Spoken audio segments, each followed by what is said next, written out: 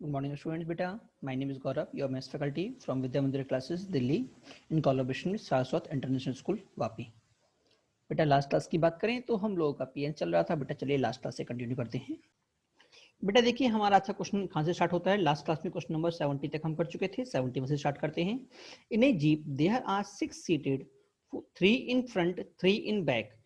6 persons of different height can be seated so that everyone in front is shorter than the person directed behind. बेटा important question है. क्यों, जरा समझिएगा. इसमें कुछ कॉन्सेप्ट हमने बोला है कि भैया अगर मेरे पास 6 लोग हैं, ठीक है, और 6 लोगों को मुझे इस तरह से बिठाना है, 3 आगे और 3 पीछे, और इस तरह से बैठे कि आगे वाला पीछे वाले से हमेशा छोटा हो. जैसे मान लो इधर में मेरे पास 2 सीटें हैं, इधर मैंने अगर ए को बिठाया तो इसके जो जस्ट पीछे बैठेगा, मतलब इधर जो बैठेगा बेटा बी, वो ए से बड़ा होना चाहिए.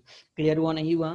तो बेटा एक बात समझना कि कभी भी अगर आप 2 लोगों को लेते हो, तो कभी भी अगर आप 2 लोगों को लेते हो, ठीक है, तो उनमें से एक जना हमेशा छोटा ऑटोमेटिक होता है. क्या क्लियर हुआ नहीं हुआ? अगर मैं कभी भी 2 लोगों को लूंगा, मान लो मेरे पास 6 पर्सन हैं डिफरेंट हाइट के, सिंपल सी बात है, मेरे पास 6 पर्सन हैं डिफरेंट हाइट के, 1 2 3 4 5 6. तो बेटा अगर आपने रैंडमली किसी भी 2 का चुनाव कर लिया ना, तो बेटा उन 2 में से एक तो पक्का लंबा होगा, एक उससे छोटा होगा. होगा नहीं होगा? ठीक है. तो 2 लोगों को अगर आप चुन रहे हो, मान लो दोनों में जो चुने गए हैं वो ए और बी हैं, ठीक है, ए और बी हैं. अब हम जानते हैं कि अगर मैं 6 में से 2 लोगों को चुन लूंगा, अगर मैं 6 में से 2 लोगों को चुन रहा हूं, ए और बी को, तो चुनने का तरीका क्या होगा बेटा? पहले पेयर के लिए मैंने चुना 6 में से 2 लोगों के लिए, तो मेरे पास हो गया 62. अब बेटा ये जो 2 पर्सन थे, इनको अरेंज करने के बेटा कितने तरीके होते हैं बेटा मेरे पास? 2. या फिर तो ए और बी बैठेंगे, या फिर बी और ए बैठेंगे. बट बेटा इधर हमसे बोला हुआ है कि बड़ा वाला पीछे बैठेगा और छोटा वाला आगे बैठेगा. इसका मतलब दोनों में से सिर्फ एक पेयर ही पॉसिबल है. क्या क्लियर हुआ नहीं हुआ? तो मैं क्या बोल दूंगा? इनटू 1. इसका मतलब आपने पहली सीट पे 2 लोगों को बिठा दिया, आगे वाला छुटकू, पीछे वाला लंबू. ठीक है. उसके बाद कितने लोग बचे? 4. अब अगर आप 4 में से फिर से किसी भी 2 को चुनोगे तो दोनों में फिर से वही पेयर होगा, एक लंबा होगा एक छोटा होगा. होगा नहीं होगा? तो मैं क्या बोलूंगा? 4C2. और उसके बाद दोनों को अरेंज करने का सिर्फ एक तरीका, चुटकू आगे लंबू पीछे. लास्ट में कितने बचे? 2C2. उसमें भी फिर से एक तरीका, चुटकू आगे लंबू पीछे. क्या सभी को समझ में आया नहीं आया? ठीक है. अरेंजमेंट वाला क्वेश्चन कि उनको अरेंज करने का सिर्फ एक ही तरीका है. अगर आपको याद है ना, मैंने कहा था राम श्याम से पहले आए. देखो क्वेश्चंस में बेटा, देखो पीएनसी में आपको इतने क्वेश्चन करा रहा हूं, अभी तक हमारे 71 क्वेश्चन हो चुके हैं, और एंड तक पहुंचते पहुंचते हमारे और भी काफी सारे क्वेश्चन हो जाएंगे. ठीक है. तो इनको करने का पर्पस क्या होता है बेटा? कॉन्सेप्ट वही होता है, सिर्फ लैंग्वेज बदल जाती है और हम कंफ्यूज हो जाते हैं. कॉन्सेप्ट वही, अगर आपको ध्यान हो कि राम पहले आएगा और मोहन बाद में जाएगा. याद आया? ए से पहले बी आएगा और बी के बाद सी आएगा. तो वही सेम कॉन्सेप्ट हमने याद किया है कि ए और बी को अरेंज करने के 2 तरीके थे, बट मैं बोल रहा हूं ए पहले जाएगा. तो कितना तरीका हो गया बेटा? मेरे पास सिर्फ एक तरीका हो गया. क्लियर हुआ नहीं हुआ? चलिए, और कैसे कर सकते हैं सर इसको? तो एक तो हो गया बेटा हमारे पास सिंपल थिंकिंग से कि हमने एक एक करके सबको बिठाते गए. पहला पेयर चुन लिया, दूसरा पेयर चुन लिया, तीसरा पेयर चुन लिया. ठीक है. दूसरा बेटा मेरे पास तरीका होगा इनकी ग्रुपिंग करने का कि भैया मुझे 2-2 के पेयर चाहिए, इधर इधर और इधर. कितने पेयर चाहिए? 2-2 के. तो बेटा अगर मैं 6 लोगों को 2-2 के पेयर में अरेंज करूंगा, तो मेरे पास कितने तरीके बन जाएंगे बेटा? मेरे पास बन जाएंगे 6 factorial upon 2 factorial upon 2 factorial upon 2 factorial. क्या क्लियर हुआ नहीं हुआ? इनटू तीनों का रिपीटेशन हो रहा है, 1 अपॉन 3 फैक्टोरियल. क्लियर हुआ नहीं हुआ? अब बेटा ये जो मेरे पास पेयर बन रहा है, 1 पेयर 2 पेयर 3 पेयर, मान लो ये पेयर मेरा ए था, ये पेयर मेरा बी था और ये पेयर मेरा सी था. तो ये भी तो आगे पीछे हो सकते हैं ना. हो सकता है सी इधर आ जाए, बी इधर आ जाए, ए इधर आ जाए, क्योंकि मैं इन दोनों को आगे पीछे नहीं कर सकता. बट मैं इधर जो बैठे हुए हैं, मान लो ये पी था, ये क्यू था, मैं पी और क्यू को आगे पीछे नहीं कर सकता बेटा, बट इनको इससे तो कर सकता हूं ना कि पी और क्यू को मैं इधर ही बैठा सकता हूं. क्यों? इधर ही बैठा सकता हूं. क्या क्लियर हुआ नहीं हुआ? तो सबसे पहले तो मैंने उनको 3 ग्रुपों में डिवाइड कर दिया, 2-2 की ग्रुपों में. क्लियर? तो मेरे पास हो गया 6 factorial upon 2 factorial upon 2 factorial upon 2 factorial. उसके बाद तीनों सेम है तो 1 अपॉन फैक्टोरियल 3. ठीक है. और इन तीनों को अरेंज करने का तरीका इनटू फैक्टोरियल 3. क्या सभी को समझ में आया नहीं आया? ठीक है, हमने आगे इनके आगे जब हमने ग्रुपिंग में इनको डिवाइड कर दिया तो मैंने आगे ग्रुप को अरेंज नहीं किया। ग्रुप को अरेंज नहीं किया क्यों? क्योंकि बेटा ग्रुप को अरेंज करने का सिर्फ एक ही तरीका होगा कि छोटा आगे बैठे, पीछे छोटा, छोटा आगे बैठे और पीछे बड़ा बैठे। ठीक है, इसलिए फर्दर जो हमने ग्रुपिंग की है, इन ग्रुपों को फर्दर अरेंज करने का कोई भी रिक्वायरमेंट नहीं होगी। क्या सभी को क्लियर हुआ नहीं हुआ? बेटा देखिए, क्वेश्चन को अगर हम बात ध्यान से देखें तो पहली बात तो हम इस तरह बोल सकते हैं, मान लो ये मेरी रैक है, पहली में राइट लेफ्ट, फिर दूसरे में राइट लेफ्ट, फिर तीसरे में राइट लेफ्ट, फिर चौथे में राइट लेफ्ट और बेटा फिर पांचवे में राइट लेफ्ट। ठीक है, अब बेटा एग्जामिनर आपसे बोल रहा है कि भैया मुझे इस तरह से जूते उठाने हैं कि भैया मेरा कोई भी पेयर कंप्लीट पेयर ना बने। ठीक है ना? तो बेटा देखो, बनाने के मेरे पास 3 से 4 तरीके होंगे। पहला तरीका क्या होगा कि मैं जितने भी शूज उठाऊं सभी लेफ्ट के उठा लूं। मैं जितने भी शूज उठाऊं, अगर मैं सभी लेफ्ट के शूज उठाऊंगा, क्या कोई पेयर बनेगा? नहीं बनेगा। क्या क्लियर हुआ नहीं हुआ? तो सबसे पहले पहला तरीका कि इन 5 जूतों में से आपने कोई भी 4 उठा लिए। इसके लिए ऑल लेफ्ट के लिए तो मेरे पास हो गया बेटा 5C4 इंटू 1 क्यों उठाएं आपने? ठीक है ना? ओके, सेकंड ऑप्शन क्या होगा कि सर मैंने क्या किया कि 3 शूज तो उठाए लेफ्ट में से, मैंने लेफ्ट में से 3 शूज उठाए। ठीक है, तो जब आप यहाँ पे 3 शूज उठा लोगे, मान लो आपने ए को उठा लिया, सी को उठा लिया और ई को उठा लिया। ठीक है, अब मुझे 2 शूज उठाए राइट में से, तो राइट में से इस तरह से उठाना है बेटा कि वो इनके अपोजिट पेयर ना हो। तो जब ये वाला उठ चुका है तो ये वाला काउंट नहीं होगा, ये वाला उठ चुका है तो ये वाला काउंट भी नहीं होगा, और ये वाला उठ चुका है तो ये वाला काउंट नहीं होगा। तो रिमेनिंग पेयर कहां से उठेगा बेटा? या फिर तो सेकंड से या फिर फोर्थ से। क्या क्लियर हुआ नहीं हुआ? तो मेरे पास कितने ऑप्शन बचे बेटा? 2 ऑप्शन बचे। क्या समझ में नहीं आया? तो पहला तरीका तो सभी लेफ्ट के हों, दूसरा तरीका 5 में से कोई 3 तो हो जाए लेफ्ट के और 1 हो जाए राइट से। तो 5 में से 3 मैंने लेफ्ट के उठा लिए, तो राइट के मेरे पास अब कितने बचे बेटा? राइट के बेटा मेरे पास सिर्फ 2 ही ऑप्शन बचे, क्योंकि 3 को तो मैं लेफ्ट के ऑलरेडी चूज कर चुका हूं, और जो पेयर मेरा लेफ्ट का चुना जा चुका है उसको मैं फर्दर चुनाव के लिए नहीं रखूंगा। क्या सभी को समझ में आया नहीं आया? जो पेयर मेरा लेफ्ट में चुना जा चुका है उसका राइट का पेयर फर्दर चुनाव के लिए अवेलेबल नहीं होगा, क्योंकि अगर वो अवेलेबल हो गया बेटा तो वो कंप्लीट पेयर बना देगा। क्लियर? तो सेकंड ऑप्शन ये हो गया। अगला तरीका क्या होगा बेटा? अगला होगा, देखो पहले चारों लेफ्ट के थे, अगला 3 लेफ्ट के, अगला क्या होगा? 2 लेफ्ट के और 2 राइट के। तो 5C2 लेफ्ट के लिए, राइट में कितने बचे बेटा? 3, तो 3C2 राइट के लिए। अगला क्या होगा बेटा कि भैया लेफ्ट का हो जाए 1 और राइट के हो जाए 3, तो 5C1 राइट के लिए, लेफ्ट के लिए, और फिर कितने बचे राइट के पास? 4 बचे, तो 4C3 राइट के लिए, और आखिरी क्या हो जाए बेटा कि चारों के चारों राइट के हो जाएं, तो 5C4।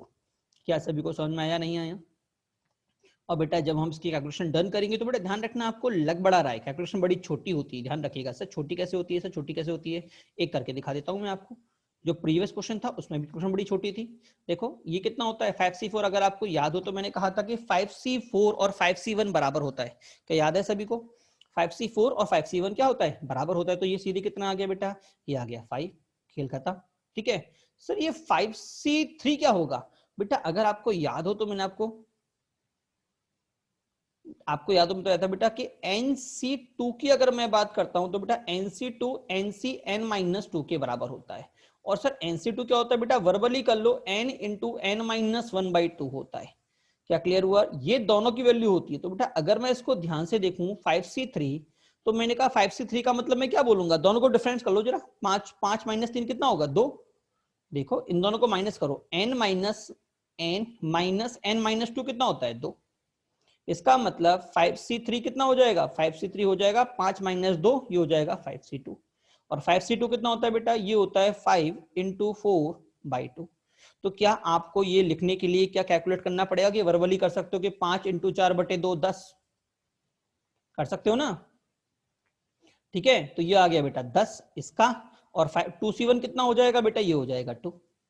ठीक है, फिर से 5C2 बेटा फिर से आ गया 10, और 3C2 कितना हो जाएगा बेटा? 3C2 हो जाएगा 3 इंटू 2, 3 और उससे एक कम, याद है ना? N इंटू N-1, 3 इंटू 2/2, तो बेटा ये हो गया 3। अगला क्या हो जाएगा? 5C1 इज इक्वल टू 5, और 4C3 कितना होगा, मैंने कहा ना 4 - 3 करो, कितना आ गया 1, मतलब ये 4C1 लिखा हुआ है। 4C1 कितना होता है 4, तो बेटा ये आ गया 4, लास्ट में क्या आ गया 5। क्या कैलकुलेशन करने में टाइम लगा, ठीक है। हाँ, तो डरना नहीं है, ठीक है। हमारा आंसर कितना आ गया 80, ठीक है। अब इसका सेकंड अप्रोच भी समझिए बेटा। सेकंड अप्रोच क्या है बेटा, बेटा सेकंड अप्रोच होगा कि भैया मैं क्या बोल रहा हूं कि अभी तो हमने यहाँ पे कंडीशंस बनाए थे कि सर ये, ठीक है। बट दूसरा केस में बोल रहा हूँ कि भैया सिंपल सी बात है, मैं चारों जो मेरे पास जूते हैं, 5 जोड़ी जूते हैं, मैं सबसे पहले पांचों जोड़ी जूतों में से कोई भी 4 जोड़ी जूते चुनूंगा। कितने जोड़ी, 4 जोड़ी जूते चुनूंगा। जोड़ी, जोड़ी का समझे मतलब 4 पेयर चुनूंगा, ठीक है। बट मुझे तो सर 4 शूज चुन रहे हैं जो पेयर ना हो, तो ऑब्वियसली बात है बेटा, जब आप 4 जोड़ी जूते चुनोगे तो उनमें टोटल कितने जूते होंगे बेटा, मान लो A1 और B1, दूसरा A2 और B2, तीसरा A3 और B3, चौथा A4 और B4, ठीक है। अब बेटा जब मैं 4 जोड़ी जूते चुनूंगा ना, अब बेटा मैं हर एक जोड़ी में से एक एक जूते उठाऊंगा। पहला काम, मैंने 5 जोड़ी में से 4 जोड़ी जूते चुने, और उस अगला काम, इन दोनों जूतों में से मैं किसी एक जोड़ी को उठा लूंगा, मतलब 2C1।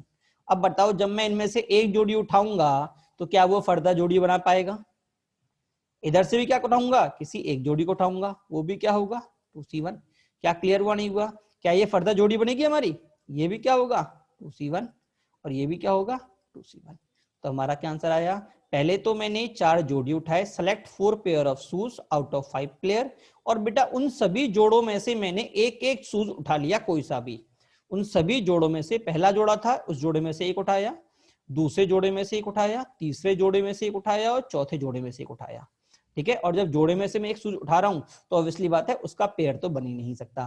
क्या सभी को क्लियर हुआ नहीं हुआ बेटा। अगला क्वेश्चन हमसे क्या बोल रहा है, अगला क्वेश्चन बोल रहा है ए 6 newly married couple are on birthday party, in how many way 4 person can be seated that they form। पहली बात तो नो कपल, दूसरी बात एग्जैक्टली 1 कपल। पहला क्वेश्चन बोल रहा है कि भैया 6 न्यूली कपल्स को बुलाया गया है एक बर्थडे पार्टी में, उनमें से 4 लोगों को मुझे बिठाना है, इस तरह से बुलाना है। पहला केस हमसे बोला गया है कि कोई भी कपल नहीं होना चाहिए, और दूसरा केस बोला गया है एग्जैक्टली एक कपल होना चाहिए। क्या क्लियर हुआ नहीं हुआ, चलिए बात करते हैं क्वेश्चन पे। बेटा देखो हमसे बोला गया है पहला केस नो कपल, ठीक है। सेकंड की बात करते हैं बेटा, नो कपल का मतलब क्या है बेटा, कोई भी कपल नहीं होना चाहिए। सबसे बेस्ट तरीका, पहले मैंने 6 में से किसी भी 4 कपल को चुन लिया, और उन 4 कपल में से हर बार उन 4 कपल में से एक एक बंदे को अलग बुला लिया कि भाई तू आजा, तू आजा और तू आजा, क्योंकि जब हर एक कपल में से एक एक बंदा आएगा तो वो क्या कभी कपल बना पाएंगे, नहीं बना पाएंगे। क्या क्लियर हुआ नहीं हुआ। अब बेटा सेकंड क्वेश्चन हमारे पास सेम प्रीवियस क्वेश्चन की तरह से, सेकंड क्वेश्चन हमारे पास बेटा अच्छा है। सेकंड क्वेश्चन क्या बोल रहा है कि एग्जैक्टली 1 कपल होना चाहिए, एग्जैक्टली 1 कपल होना चाहिए। तो बेटा सिंपल सी बात ये है कि अगर आपको एग्जैक्टली 1 कपल चाहिए तो टोटल मेरे पास कितने कपल हैं, टोटल मेरे पास बेटा हैं कितने, क्या बोलते हैं 6 कपल हैं। कितने कपल हैं 6 कपल। बेटा देखो सबसे पहले हमने क्या किया, देखो मैंने आपसे जो पिछली बार की तरह किया था, पहले हमने क्या किया था देखो समझना जरा। पहले हमने क्या किया था, 6 में से 4 कपल चुने थे, और चारों में से दो के लोग चुन गए, और इनमें से हमने एक एक को उठा लिया, ठीक है। अब बेटा अगला क्वेश्चन क्या बोल रहा है, एग्जैक्टली एक कपल होना चाहिए। तो बेटा ऑब्वियसली बात है मुझे 4 पर्सनों को उठाना है, 1 2 3 4, ठीक है। अब 4 पर्सन में से 2 तो भैया आपके कपल होने चाहिए, मतलब जो 2 पेयर आप चुनोगे वो तो दोनों यहाँ पे होने चाहिए, ठीक है। बचे हुए दोनों में से बेटा एक एक का चुनाव होना चाहिए। ये बात सभी को समझ में आई नहीं आई, क्लियर हुआ नहीं हुआ। जो एक कपल होगा वो तो पूरा जाएगा, और बाकी दोनों कपल में से एक एक गिंजा जाएगा। तो एक्चुअल में सबसे पहले जब कपल का चुनाव होगा तो कितने कपल चुने जाएंगे, 6 में से। इनिशियली बेटा मुझे 6 में से 3 कपल चुने जाएंगे जिनके बारे में बात करनी है। अब इन 3 कपल में से बेटा मुझे एक कपल वो चुनना पड़ेगा जिसके दोनों बंधु बैठ जाएंगे। तो अगला काम इन 3 में से किसी एक कपल को चुनना जिसके दोनों साथी बैठ जाएंगे। क्लियर हुआ नहीं हुआ, मतलब इधर आगे चुनाव करने की जरूरत नहीं है क्योंकि दोनों बैठा दिया आपने। अब किसको चुनना है, इसमें से और इसमें से। तो इसमें से 2 में से एक चुनूंगा तो 2C1, और इसमें से भी दो में से एक चुनूंगा तो बेटा 2C1। क्या क्लियर हुआ नहीं हुआ सभी को?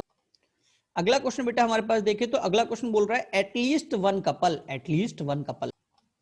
बेटा देखिए एग्जैक्टली वन कपल का केस तो अभी हमने थोड़ी देर पहले ही देखा है, 63 into 3C1 into 2C1 into 2C1। बेटा एग्जैक्टली दो कपल चुनने हैं तो 6 में दो कपल चुनने का मतलब 6 में से 2 का चुनाव। आगे चुनने की जरूरत नहीं है क्योंकि 4 और सीट भर चुकी हैं, पहले 2 भर देंगे और दूसरे 2 भर देंगे। क्या क्लियर हुआ नहीं हुआ?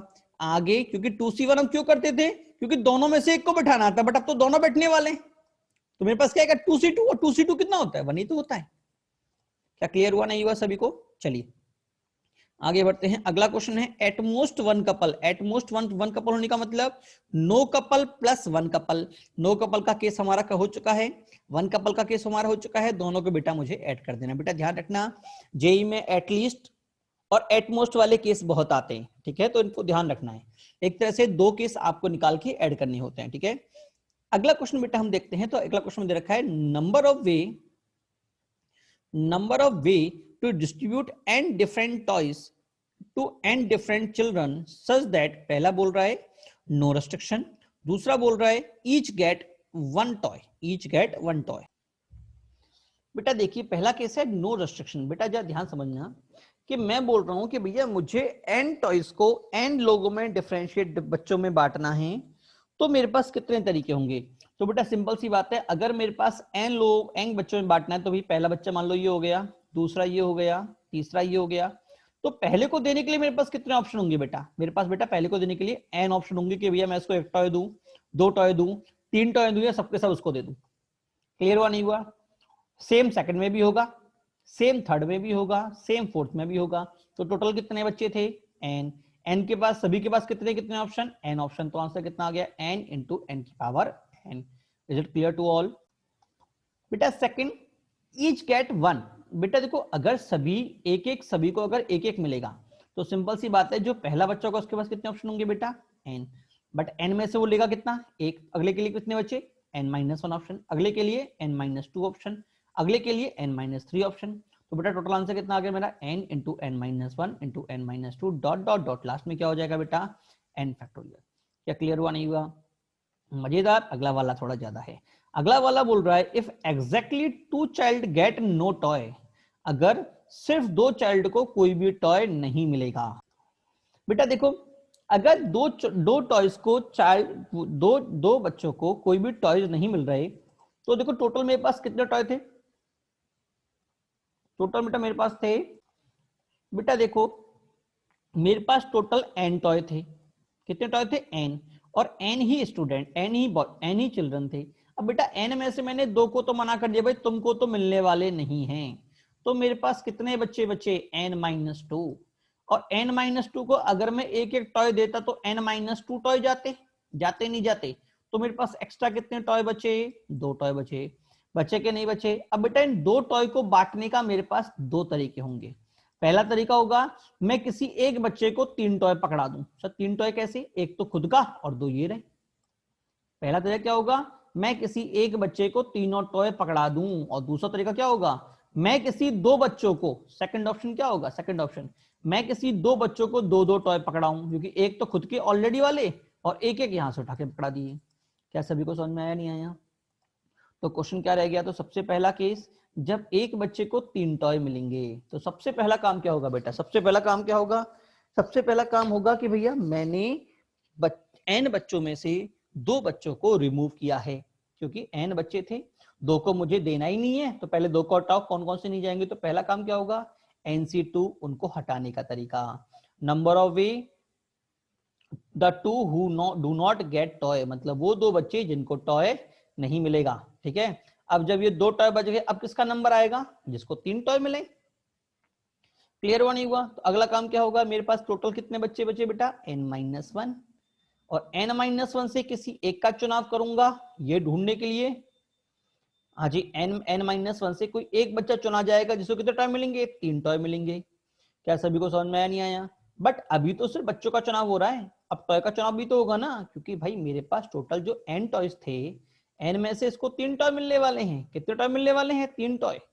तो आंसर कितना हो गया? सब उसके बाद 3 टॉय का चुनाव होगा, तो ये कितना आ गया? n टॉय में से 3 टॉय का चुनाव NC3 इसको देने के लिए। क्या क्लियर हुआ नहीं हुआ?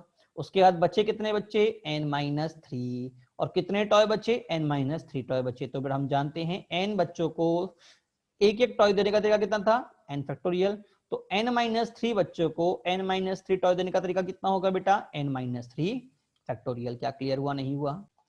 वापस बेटा एक बात समझिए, सबसे पहले बेटा हमने जो बात की, हमने उन बच्चों की बात की। देखो मेरे पास, मैंने वापस समझाता हूँ, n टॉयज थे, n वो थे। अब मैंने 2 बच्चों को नकार दिया कि भैया तुमको तो मिलने वाले नहीं हैं। तो जब 2 बच्चे घटे तो 2 टॉय भी हमारे घट गए। क्लियर हुआ नहीं हुआ? तो इसका फायदा किसे हुआ? पहले केस में किसी एक बच्चे को फायदा हुआ।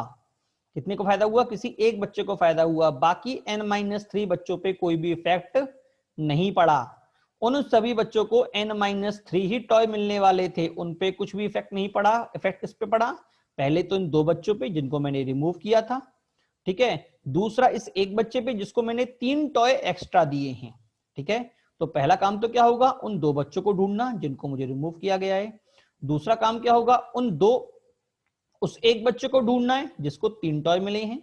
बट अभी भी मेरे पास n टॉय हैं, n में से n-3 के लिए n-3 टॉय चले गए। बट फिर भी n- जाने से पहले देखो बचे n-3 टॉय बच्चे बचे, ठीक है। तो n-3 टॉय जाएंगे तो इजीली हमारा आंसर आ जाएगा, हम जानते हैं n-3 फैक्टोरियल, ठीक है। बट ये कब आएगा? जब n-3 बच्चों के लिए n-3 टॉय होंगे। तो पहले मुझे इस एक बच्चे को n में से 3 टॉय छांटने पड़ेंगे जिससे कि n-3 के लिए n-3 टॉय रह जाएं। क्या क्लियर हुआ नहीं हुआ? जिससे कि मैं इन तीनों को फ्री कर सकूं और फिर इनका तो आंसर मैं जानता हूं n-3 फैक्टोरियल। क्या क्लियर हुआ नहीं हुआ? पहले बच्चों का हटाना, फिर बच्चे का चुनाव, उसको 3 टॉय देना, बच्चे हुए फिर आराम से n-3 और n-3 को n-3 टॉय पकड़ा देना। क्या क्लियर हुआ नहीं हुआ सभी के लिए? अगला केस क्या था बेटा? अगला केस था कि किसी 2 बच्चों को 2-2 टॉय मिलेंगे। तो बेटा मैं क्या बोलूंगा? सबसे पहले तो वही काम होगा, सबसे पहले किन्हीं 2 बच्चों को हटाना। तो n-2 तरीके से उन बच्चों को हटाना, और हटाने का तरीका एक ही है, वो हट जाएं, ठीक है। अब मेरे पास कहा कि 2-2 बच्चों को 2-2 टॉय दिए जाने, ऑब्वियसली बात है। तो सबसे पहले n-2 में से किसी एक बच्चे का चुनाव जिसको 2 टॉय दिए जाने वाले हैं, ठीक है। तो n-2 में से एक का चुनाव जिसको 2 टॉय दिए गए, और टॉय मेरे पास कितने टोटल n थे। तो n में से 2 टॉय का चुनाव जो कि इस बच्चे को दिए जाने वाले हैं, ठीक है। तो मैंने कहा ना 2 को फायदा होने वाला है, एक को तो फायदा हो गया। अब एक और बच्चा, अब टोटल बच्चे कितने बच्चे? देखो 2 ये चले गए, एक ही चला गया। अब कितने बच्चे? n-3। तो n-3 में से फिर से एक बच्चे का चुनाव, भाई उसको अगले बच्चे को 2 टॉय देगा, उसको 2 टॉय दिए जाने वाले हैं। और अब मेरे पास टॉय कितने बच्चे बेटा? मेरे पास अब मेरे पास n में से 2 टॉय जा चुके हैं। तो n में से 2 कितने बचे? n-2 टॉय बचे। उनमें से बेटा फिर से 2 टॉय का चुनाव, क्योंकि वो इस बच्चे को दिए जाने वाले हैं। किसको? इसको दिए जाने वाले हैं, ठीक है। अब कितने बच्चे बेटा? n-4 बच्चे बचे और n-4 टॉय बचे। तो आंसर कितना आ गया? n-4 factorial. क्या क्लियर हुआ नहीं हुआ? हम एक तरह से सोचते गए, काम करता गया। जब भी हम कोई भी बच्चों को बांटते हैं तो यही काम तो करते हैं हम। अगर हम कहीं जाएंगे तो भाई सबसे पहले मैं 2 को हटाऊंगा, तुम दोनों तो हट जाओ, तुमको नहीं मिलने वाला, ठीक है। उसके बाद पहले किसी में से सब बच्चों में से किसी एक को चुनूंगा, भाई तू आ जा, पहले तू ले और तू उसको बांट दे हैंड टू हैंड। एक को दे दिया, फिर दूसरे को बुलाऊंगा, तू आ जा, उसको बांट दे हैंड टू हैंड। तो बेटा ध्यान रखना, इसको करने के 2 तरीके हो सकते हैं। देखो मैंने क्या किया, देखो अगर आप ध्यान से देखें तो इसमें आपका पीएनसी वाला कॉन्सेप्ट अगर आपको याद हो, तो मैंने आपको पीएनसी करने के 2 तरीके बताए थे कि मैं एक एक को बुलाता गया था और बैठाता गया था। याद है कि भाई मेरे पास 10 बच्चे हैं, मुझे 5 बच्चों को बैठाना है। तो मैंने पहले 10 में से किसी एक को बैठाया, तो मैंने बोला था 10 यहाँ पे आंसर आएगा, याद है। फिर मैंने अगले के लिए 9, अगले के लिए 8, अगले के लिए 7, फिर 6, ठीक है। हमारा ये क्वेश्चन किया था, मैंने समझाया था कि भैया मैं हैंड टू हैंड एक एक को बुलाते जा रहा हूं और बिठाते जा रहा हूं। तो बेटा ये इस तरह से है, मैं एक एक को लेते जा रहा हूं और उसको टॉय देते जा रहा हूं, फिर अगले को ले रहा हूं, फिर उसको टॉय दे रहा हूं, ठीक है। सबसे पहले 2 को टाया, फिर पहले मैंने सब में से एक को छाटा, मैंने उसको टॉय दे दिए, फिर मैंने उसके बाद फिर दूसरे को छाटा, फिर मैंने उसको टॉय दे दिए, ठीक है। अब मेरे पास बचे n-4 n- टॉय, तो उनको मैंने ये दे दिया। एक तरीका तो ये हो गया। एक बेटा मेरे पास सेकंड ऑप्शन और हो सकता था कि भैया मैं पहले इसमें से 2 बच्चे छाट लेता जिन्हें मुझे 2-2 टॉय देने हैं। तो हम वो भी काम कर सकते थे, पहले 2 बच्चों को छांट सकते थे n में से जिनको मुझे 2-2 टॉय देने हैं, ठीक है, और फिर मैं उनको उनके लिए कोई 4 टॉय छांटता और दोनों को 2-2 टॉय पकड़ा देता। n में से 4 टॉय छांटना और फिर 4 में से पहले को देने के लिए 4 में से 2 और फिर दूसरे के लिए 2 में से 2। क्या क्लियर हुआ नहीं हुआ? इसको बेटा हम इस तरह से भी कर सकते थे। तो बेटा अगर हम नेट आंसर देते हैं तो बेटा दोनों को ऐड कर दो, हमारा ये आंसर मिल जाएगा, ठीक है ना। अगला बेटा इसका जो लास्ट पार्ट है, if exactly one child get none, अगर सिर्फ एक बच्चे को कुछ नहीं मिलेगा तो सिंपल सा क्वेश्चन होगा, ये आपको खुद करना है। अगर एक को कुछ नहीं मिलेगा इसका मतलब सिर्फ एक को 2 टॉय मिलने वाले हैं, एक को नहीं मिला ना तो पहले तो उसको हटाओ, एन में से एक का चुनाव जो हटा, ठीक है, और बच्चे में से किसी एक का चुनाव जिसको 2 टॉय मिले, तो ये तो सेकंड बच्चे का चुनाव हो गया। उसके में से एन में से 2 टॉय का चुनाव, ठीक है, उसके बाद एन फैक्टोरियल, ठीक है। ये समझा दिया मैंने आपको, फिर भी एक बार आप घर जाकर इसको ट्राई करिएगा, ठीक है ना। आज की क्लास खत्म होती है, अगली क्लास में बेटा हम 90 क्वेश्चन नंबर 75 से इसको कराना स्टार्ट करेंगे, ठीक है। चलिए बेटा, ओके, बाय टू ऑल।